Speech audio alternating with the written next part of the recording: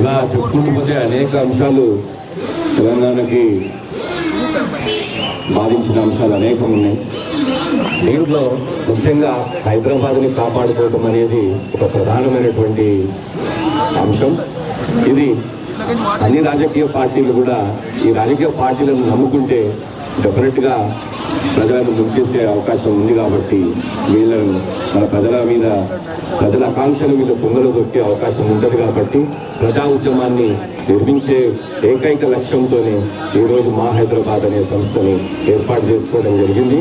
తెలంగాణ నుంచి హైదరాబాద్ను వేరు చేసే ఎటువంటి కుట్రలనైనా ఎదుర్కోవడానికి ఈరోజు మా హైదరాబాద్ సిద్ధంగా ఉంది.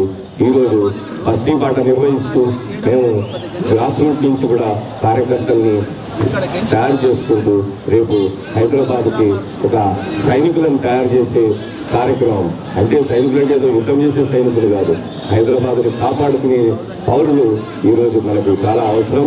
ఆ హైదరాబాద్ వాస్తవ్యులని, బస్తీలో ఉండే హైదరాబాద్ వాస్తవ్యులను అందరినీ కూడా ఈరోజు తెలంగాణ ఉద్యమంలోకి తీసుకురావాల్సిన బాధ్యత మా హైదరాబాద్ మీద ఉంది. ఒకసారి ఈ హైదరాబాద్లోని తెలంగాణ వాళ్ళంతా కూడా రోడ్ల మీదకి వస్తే ఇక్కడ ఈరోజు తెలంగాణ ఉద్యమ రూపురేఖలే మరో రకంగా ఉంటాయి. ఈరోజు ఇక్కడ ఎవరి ఆటలు సాగవు. అదే బాంబేలో పోయి వేరే నాటకాలు చేయమనండి, ఎవరినైనా చూద్దాం అది ఎంతవరకు సాధ్యం అనేది మనం ఇప్పటికే చాలా నిరూపించబడింది. అదే నార్త్ ఇండియన్స్ని, మహారాష్ట్రియన్లు ఏ రకంగా వాళ్ళు తల్లిదండ్రులు వాళ్ళు ఏ రకంగా బాంబేని కాపాడుకోరు మనకందరికీ తెలుసు. చరిత్రే దానికి సాక్షిభూతం. అదే పరిస్థితి మళ్ళీ ఈరోజు తెలంగాణలో హైదరాబాద్లో ఉత్పన్నమయ్యే పరిస్థితి ఉంది. దాని గురించే ఈరోజు ప్రజలను సమాయత్తపరచాల్సిన బాధ్యత మా హైదరాబాద్ మీద ఉన్నదని చెప్తూ నేను ఈరోజు మీ అందరికీ కూడా సహాయ సహకారాలు కోరుతున్నాం. ప్రతి ఒక్కరు కూడా ఈరోజు నిబద్ధతతో పనిచేస్తే తప్పకుండా హైదరాబాద్ని కాపాడుకోగలుగుతాం. లేదు అంటే తప్పకుండా టోకు లెక్కలో మన రాజకీయ నాయకులు ఈ హైదరాబాద్ని అమ్మేస్తారు ఈ సీమాంధ్రుల వాళ్ళకి. మొన్ననే చూసినాం, మనం కేవలం అపోజిషన్ పార్టీ అవిశ్వాస తీర్మానం పెట్టిందనే మిషతో అపోజిషన్ పెట్టిన పార్టీ అవిశ్వాసానికి మేమెట్లా సపోర్ట్ చేస్తామని చెప్పేసి నిర్లజ్జగా నిస్సిగ్గుగా ఈరోజు సిగ్గు లేకుండా వీళ్ళంతా ఎట్లా ఏ రకంగా అవిశ్వాస తీర్మానానికి వ్యతిరేకంగా ఓటేసేదో మనం చూస్తాం. కాబట్టి సీమాంధ్ర ప్రభుత్వాన్ని నిలబెట్టి వీళ్ళు తెలంగాణను తీసుకొస్తారట. శవాల మీద ప్రమాణాలు చేసి గొడవలు కొట్టి జబ్బలు జరిచి మీసాలు తిప్పిన ఈ నాయకులే ఇవాళ తెలంగాణకు మోసం చేసింది. 69లో కూడా ఇదే నాయకులు మోసం చేశారు. అదే ఇవాళ 2009లో కూడా ఇదే నాయకులు మోసం చేశారు. ఆ రోజు ఈ నాయకులు కాంగ్రెస్ పార్టీకి చెందిన వాళ్లే, ఈ రోజు ఈ నాయకులు కాంగ్రెస్ పార్టీకి చెందిన వాళ్లే.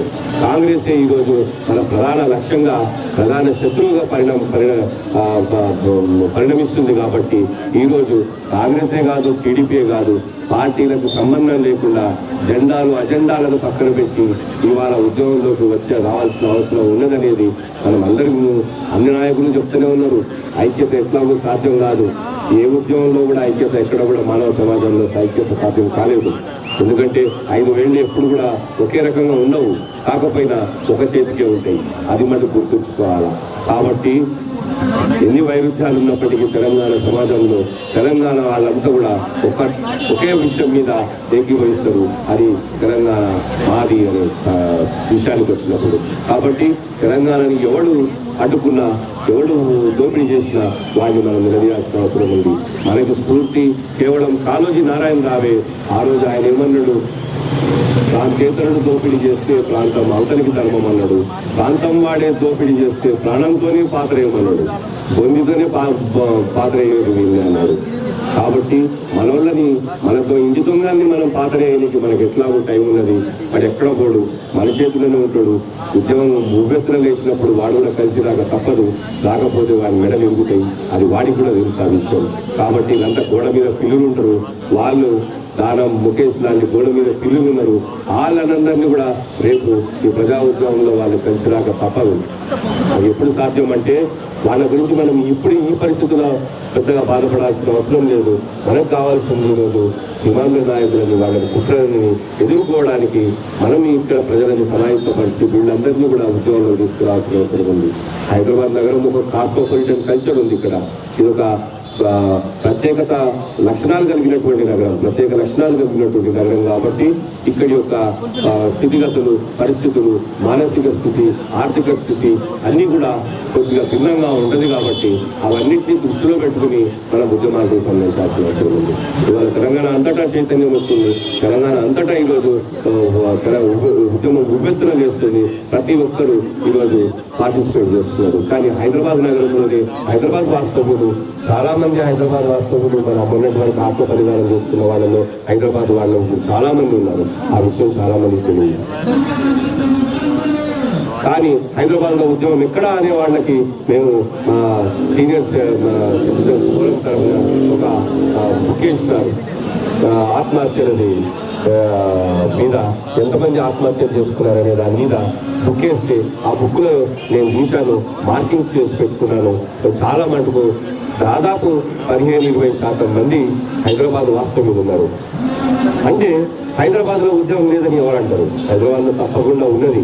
కానీ దాన్ని ఇక్కడ ఈ యొక్క డబ్బు అనే ఈ బెటర్ గ్లామర్ ఏదైతే ఉన్నదో, ఈ సినిమా రాజకీయం రెండు కలగలిపి ఈ యొక్క పవర్ సెంటర్ గా కొనసాగుతున్నది. కాబట్టి ఇక్కడ పోలీస్ వ్యవస్థ కూడా ఎక్కువ కాన్సన్ట్రేషన్ ఇక్కడే ఉంటుంది. కాబట్టి ఈ రోజు పెద్దగా ఉద్యమం ఇక్కడ పండలేదు. కాబట్టి వీటన్నిటిని మనం ఛేదించుకుని కూడా ఉద్యమాన్ని బిల్డప్ చేయొచ్చు, చేసే అవకాశం ఎప్పుడూ ఉంటుంది. కానీ దానికి మనం పూనుకోవాల్సిన అవసరం ఉంది. అది రాజకీయ నాయకులు పంచుకుంటే ప్రమాణంగా చేయగలరు, కానీ వాళ్ళు చేయరు. ఎందుకంటే వాళ్ళకి స్వార్థం ఉన్నది కాబట్టి, వాళ్ళకి అధికార దాహం ఉన్నది కాబట్టి, వాళ్ళు ఈ వాదాలను అడ్డం పెట్టుకుని పబ్బం గడుపుకోవడానికి ప్రయత్నిస్తారు. కాబట్టి ఇవన్నీ కేవలం మనలాంటి ప్రజా సంఘాల మీదనే ఆధారపడతాయి. ప్రజా సంఘాలే చేయగలుగుతాయి. ఈ ప్రజా సంఘాలకి ఆ కమిట్మెంట్ ఉంటుంది రాజకీయ నాయకుల కంటే ఎక్కువగా. కాబట్టి ఈరోజు ఆ ప్రజా సంఘాల బాధ్యతని మనం ఇవాళ ఎత్తుకోవాలా. ఇవాళ మనం ఒక నూతన విప్లవానికి, ఒక నూతన మార్పుకి, నూతన తెలంగాణ నిర్మాణానికి మనం ఇవాళ బాటలు వేయాలంటే అది కేవలం మా హైదరాబాద్తోనే సాధ్యమని చెప్పేసి నేను అందరికీ విన్నవించుకుంటూ మీ అందరికీ కూడా ఈ ఉద్యమంలో భాగస్వాములు అవుతున్నందుకు కృతజ్ఞతలు తెలుపుతూ మీ వద్ద సహకారం కూడా మీరు దయచేసి అందించండి. మేము కూడా కార్పొరేటర్ స్థాయి నుంచి కూడా, కింద వార్డు స్థాయి నుంచి కూడా, వార్డు మెంబర్ దగ్గర నుంచి కూడా ఒక్కొక్క కార్యకర్తని మేము బిల్డప్ చేసుకుంటూ వస్తాం. ఇదంతా వ్యక్తిగత నిర్మాణం ఫస్ట్ చేయాల్సి ఉంటుంది. ఆ వ్యక్తిగత నిర్మాణం తర్వాతనే వ్యవస్థని మనం మీద పోరాడానికి వెళ్లాల్సి ఉంటుంది.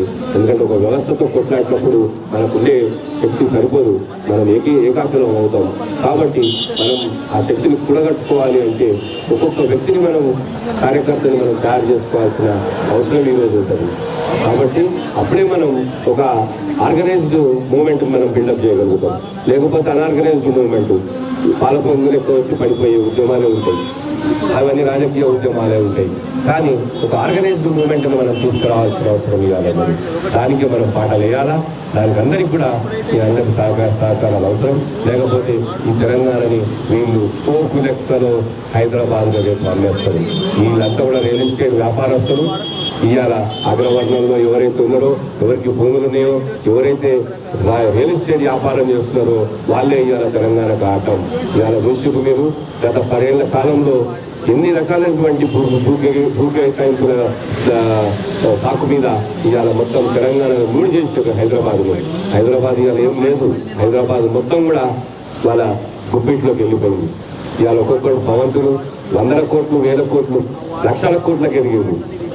అంటే కోళ్ళు అక్కడ సున్నాలు జమైతా పోతున్నాయి. కానీ ఇక్కడ వాళ్ళు బంగ్లాల మీద బంగ్లాలు కడుతున్నారు. కానీ ఇక్కడ ఉన్నటువంటి పేద తెలంగాణ వాడు మటుకు ఎక్కడేసిన పొంగారు అక్కడే, వాడు అక్కడే ఉన్నాడు, అదే బస్తీలో ఉన్నాడు.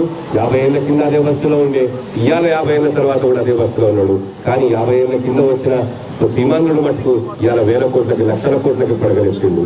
ఈ తేడాన్ని మనం గమనించాలా. దీన్ని మనం ప్రజలకి అర్థమయ్యేటట్టు చెప్పాల్సిన అవసరం ఉన్నది.